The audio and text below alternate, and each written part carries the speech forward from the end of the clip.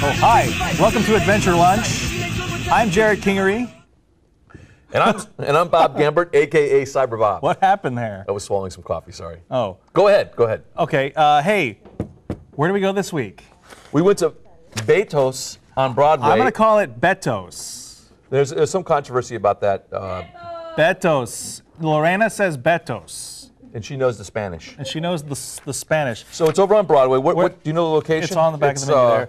It's 8142 Broadway. You'll know it if you're a hipster. It's over by Rebar. Just inside 410 if you're not a hipster. Right. Yeah. And that's a picture. We had a picture of the outside of the store, just in case you're driving by. You'll know and in case you didn't know, Betos. What they're known for is their empanadas. You know what? Okay, hold on. No. My girlfriend corrected me.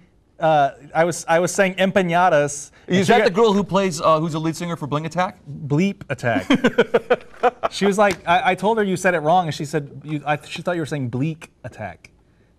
Anyway, Bleep Attack, they're playing 2 shows next week, one at the Limelight. Anyway, no, but I was saying empanadas, and she goes, no, it's empanadas.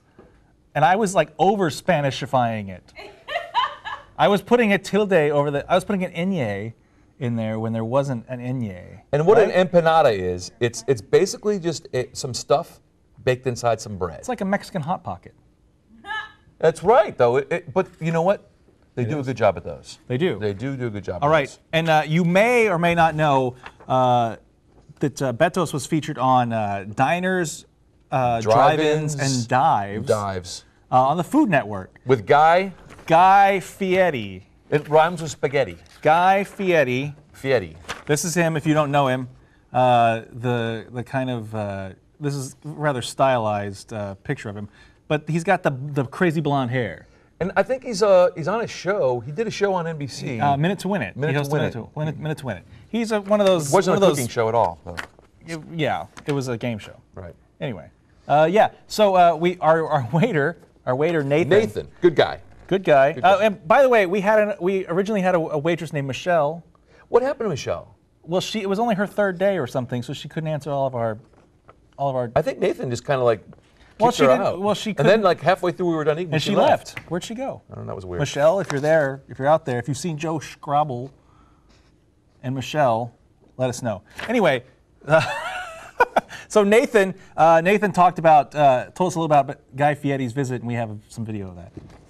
Definitely, it was a neat experience for like a small restaurant like this because it definitely gave us like a new perspective of like how good our food is, because we've always had like great food. We've always had, it's made fresh all the time. But having him come in here and be able to say like, I want to try this, I want to try that, and this is good, and how do you make this, and what's in this? I mean, it's definitely a great feeling to know that he came and checked out our place, and we're one of the 6, 7 restaurants, whatever it was.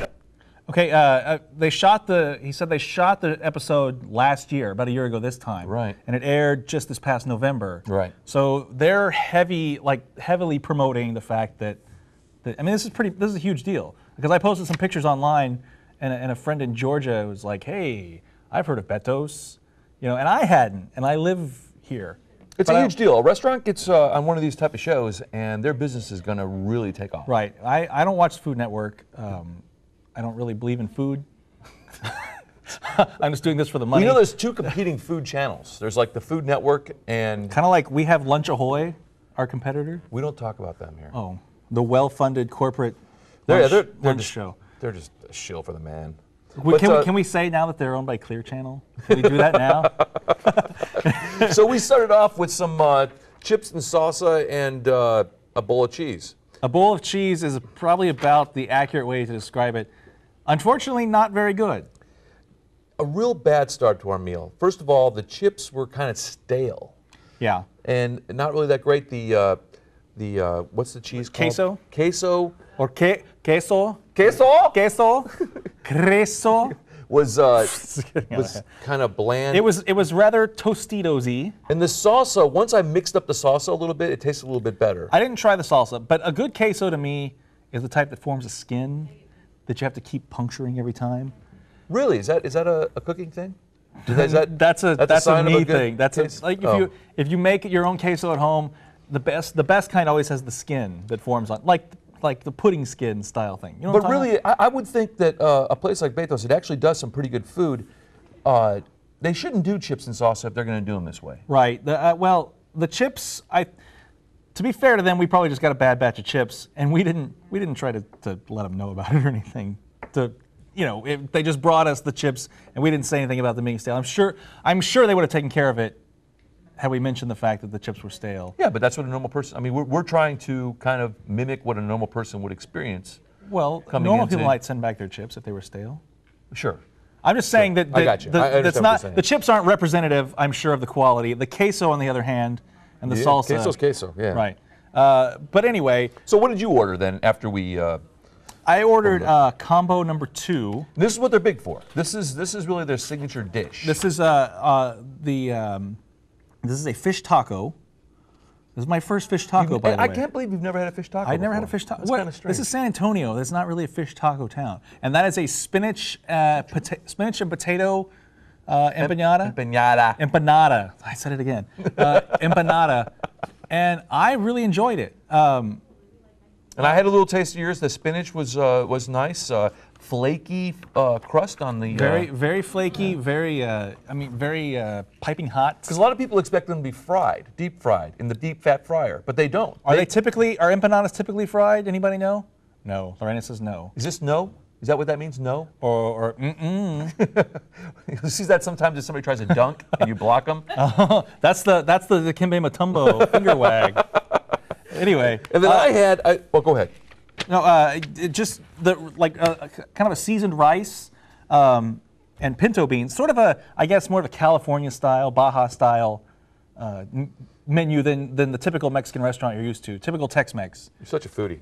Yeah, all right, so I got what Guy Spaghetti really likes. Fietti really likes. It's called the Chalupa Cabre plate. Okay, okay, you got to say it right because it's a pun. Chalupa Cabra plate.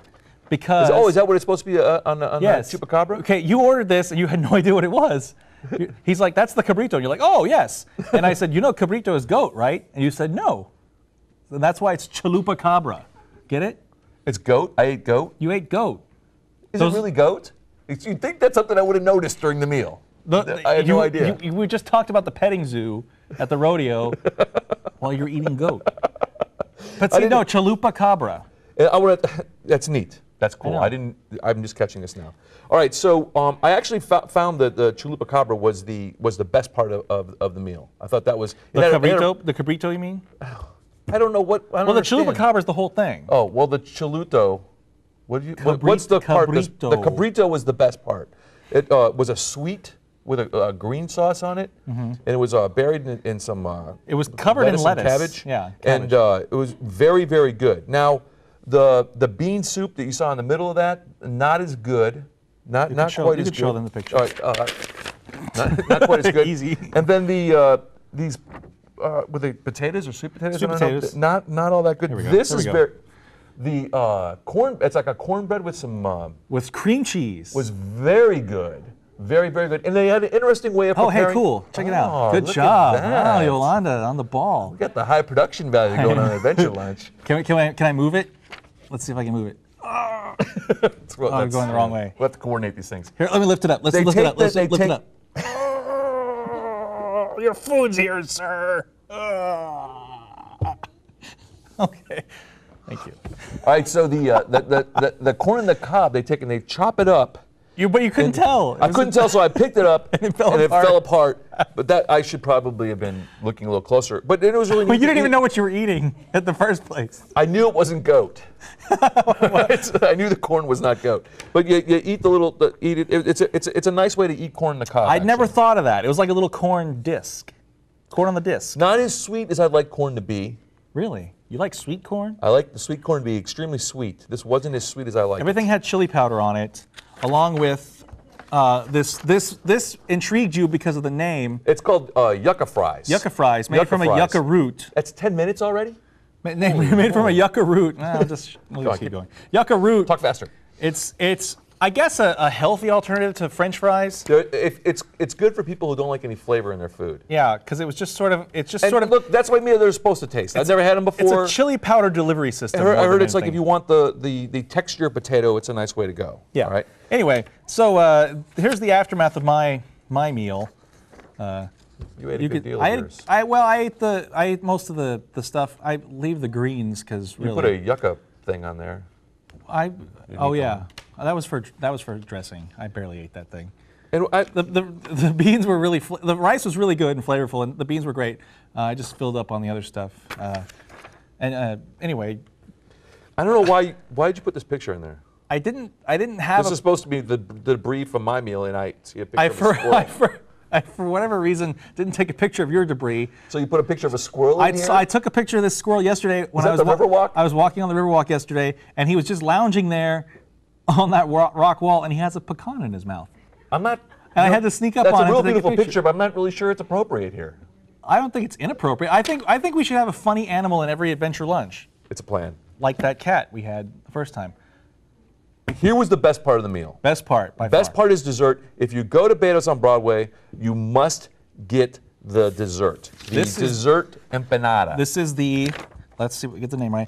The banana, the banana with leche quemada. Quemada. And pecan. And pecan. And, or pecan, as we say up north. Leche quemada is essentially scorched milk, burned milk. Yeah, and that stuff on top, it looks like a caramel or whatever. It's really, really good. Yeah, it's caramelized milk. You burn it. It's fantastic. And it was delicious. It's sweet. It's sweet. Wonderful. It would be perfect with a cup of coffee. It was very, very nice. You didn't get any coffee. You wanted the rhubarb too, because you're from Ohio. Remember they had rhubarb. They have a. Why didn't I get? I wanted some of that, and I forgot to order it. Because he brought us the banana one. That's true. Anyway, yeah. So overall, how are we going to rate this meal today? Okay, the pure quality of food, minus the queso, I think was great. Overall, I don't think it's my thing. So if you were going to say a 1 to 10 scale, 10 being the best food you ever ate, 1 being the worst food you ever ate, where would you rate? I would say, well, it's food? Obviously the best, number 10, a 10 for fish tacos, because it's the best fish taco I've ever eaten. It's the only fish taco you've ever eaten. Well, what? It's it still counts. I'd give it. We're trying to help the people out there. Personally, I'd give it a 5. People are watching this. I'd give it middle. You understand people are watching this. I know. Maybe they are. I'd give it a 5. Strictly 5 is average. I know. I wasn't impressed, but I wasn't disgusted. And like I said, it's not really my thing. I'm a little more. For my Mexican style food, I like a Tex-Mex rather than a sort of California style. I guess you'd call it that. And really what it is I think if you're going to go to Beto's, you need to get the fish taco and the empanadas. That's what you really need to stick with, all right? Betos. Betos. Even Alicia says it. If you're going to go to the place that we went to eat, get the empanadas and get the fish tacos. It is hipstery a little bit. Yes. You know what a hipster is. Right. You can tell because their mustaches are waxed. And I never know what Jared's talking about. Mustache wax, like the old, mustache wax. What the heck? Like a Caravaca from the 20s. Oh, don't. You're gonna get me started on that. Oh my goodness. Anyway, what would your final take on Beto's beef? I think a 5 average is good. I think though, if you stick with what you got, if you stick with the, look, I absolutely love the dessert. I would go for the dessert alone, and the dessert I'd say is a 10.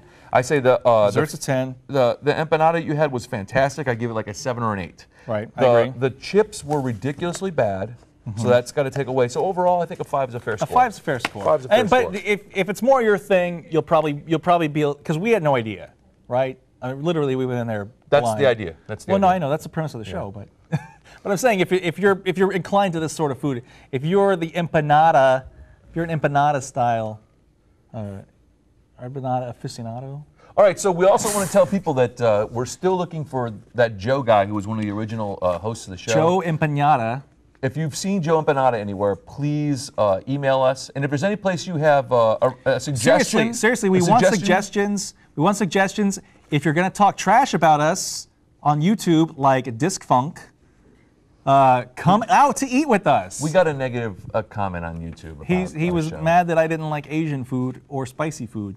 So you're a little girl. I invited him to come out with us, and I haven't heard anything from Disc Funk. And if you'd like to come with us, email us. My email is bobgambert@woaitv.com. And your email is? jaredkingery@woaitv.com. And, or if you've seen Joe, we'd like to know. Until next time. This has been Adventure Lunch. Have an adventurous lunch. It's our new catch thing. Whatever. Where's that squirrel? Play us out with the squirrel. Squirrel. Please end. Fade to black. Please fade to black. Or something. We're not going to fade to black.